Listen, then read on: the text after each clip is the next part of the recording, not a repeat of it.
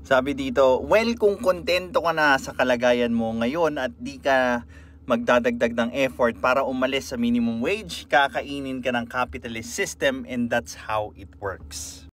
I so agree. Because yung inflation kasi, okay, will happen at some point in time. Kahit hindi magtaas ang sweldo. Ngayon, kung sasabayan mo ng minimum wage increase, mas mabilis tataas yan. But, if you let the production cost stay the same, diba? As much as you can, then yung inflation, of course, mabagal. Now, yung inflation rate, while you are a minimum wage earner, diba?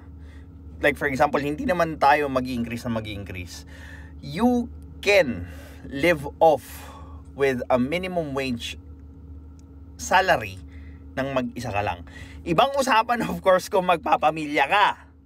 Okay? Kasi kung minimum wage earner ka na, nagpamilya ka pa, tapos ikaw lang nagtatrabaho sa sarili mo, again, it is not suited to even be comfortable for a bachelor to begin with. Stepping stone mo lang siya while nagdadagdag ka ng skills during sa mga unang days mo ng pagtatrabaho as a workforce sa bansa mo. Now, kaya bentang-benta yung idea ng sosyalismo at komunismo sa mga bata, sa mga mangmang na bata, dahil it projects the equality and capability or equal capability ng mga tao kuno doon sa communism or socialism. Doon sa communism, people do not own things. The government does. And the government allocates kung ano lang yung dapat para doon sa tao. But ang daming complications niyan. It never work.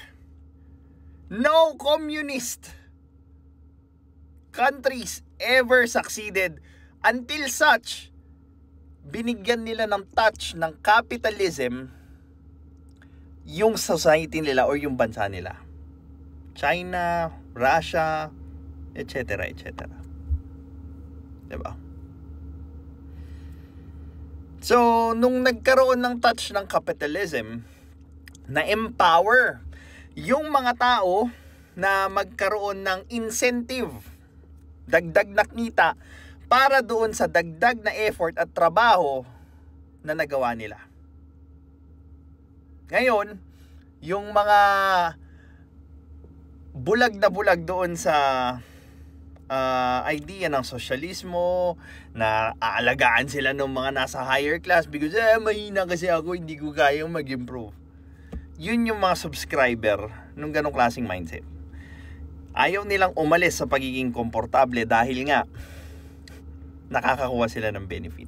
Thus, finifeed ng mga politiko ngayon yung inferiority complex na nararamdaman ng mga mahihirap para manatili silang mahirap at para maipakita nila na ako ang solusyon sa kahirapan nyo.